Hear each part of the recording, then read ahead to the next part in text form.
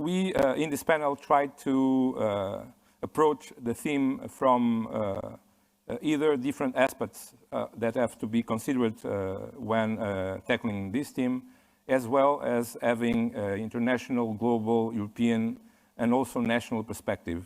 Our next guest, it's actually our caring host. It's aicep Global Parques, and we have with us their CEO, Filipe Costa, which is actually presently here, so he will take the stand. Yeah.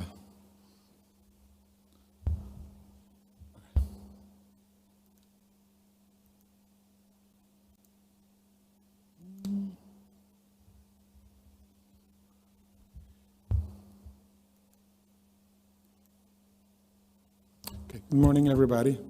Thank you so much for being here, and I would have to start by welcoming you all. As Augusto said, I'm the CEO of aicep Global Parques. We are a state-owned enterprise under the Ministry of Foreign Affairs, which manages business parks, including this one. But I have to start by saying thank you to José Barros from Anacom. José Barros is the, how to put it, is the opposite of the unfair stereotype of a public servant. He's always putting more sand in his wagon, he's always trying to do more for the country, a patriot, and now helping us also launch this cluster here in Sines.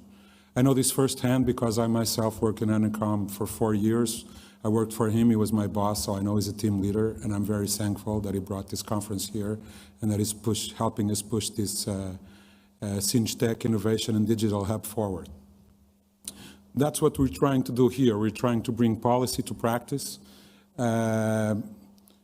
making real for a new EU Atlantic data gateway. We elected this sector here in Sines because we believe we have all that it takes to create this IT&T hub. We have land, available government land for land use rights in quantity, able to accommodate any kind of investment and scale it up. And then we have all the other conditions that are required to set up a hub with cable landing stations and data centers.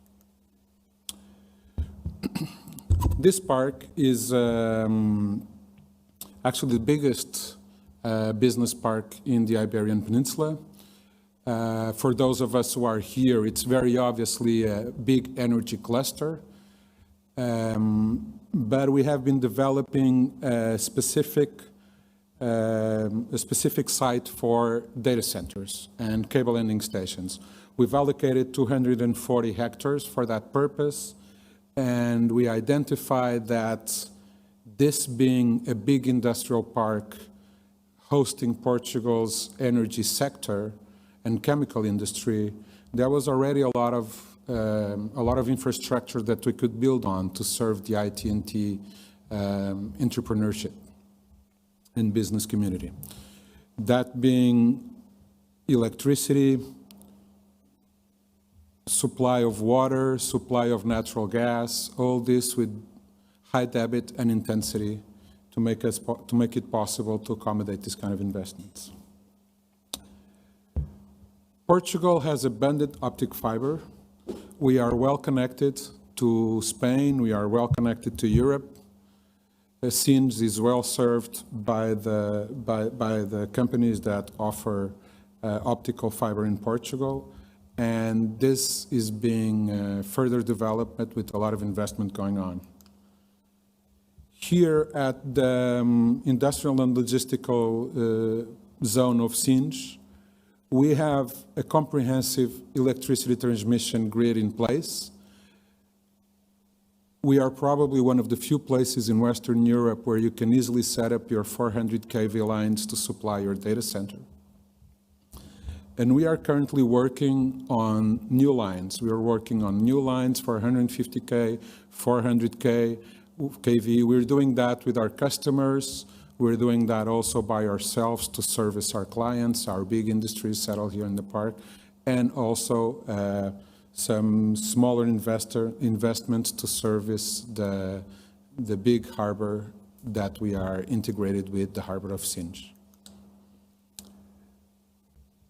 And because we know that big tech requires you to supply them with green power added capacity, we've been working to set up a renewable energy community in Sines, in our business park, to make sure that we can bring those electricity costs as low as possible and have them come from renewable sources. We don't do this ourselves, but we've been creating the renewable energy community to be supplied by a renewable energy cluster that it's popping up around the region by private developers in private grounds. I give you some examples here in the slide.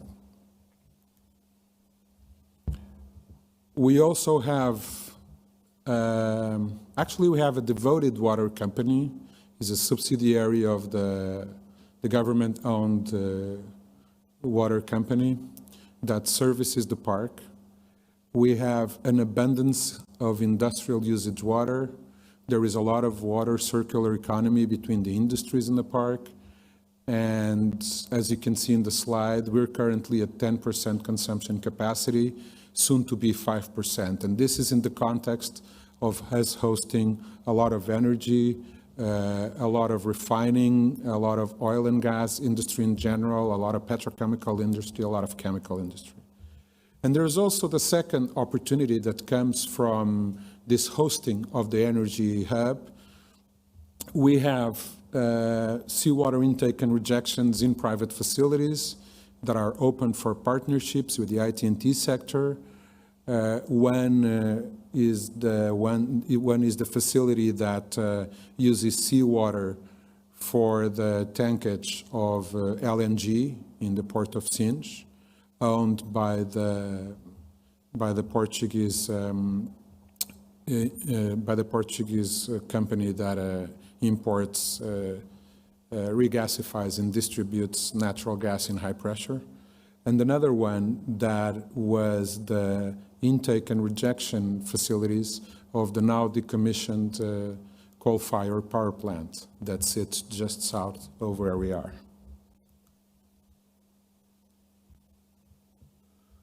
We work with a system of land use rights on government land. We can accommodate any size plots. We can build any infrastructure to the plot battery limit. We can work with option contracts. We can work with right of first refusal. We can do all this to accommodate investments of any size. Our traditional plots are actually tailor-made plots according to the investor's needs. And so to sum it all up, as those who are here present in the room know, we are just 1 hour and 30 minutes away from Lisbon Airport, sitting on a fantastic seashore. And Sines, Portugal itself, and Sines in particular at the southwest corner of Portugal, is in a great location to have cables land coming from the Americas, going to the Americas, West Africa, and the world.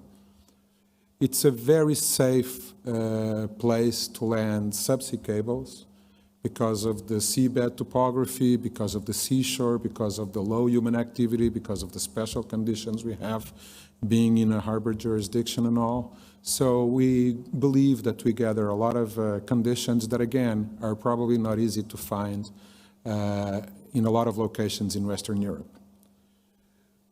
And then I would like to point out the four major competitive advantages that I believe we have. The connectivity.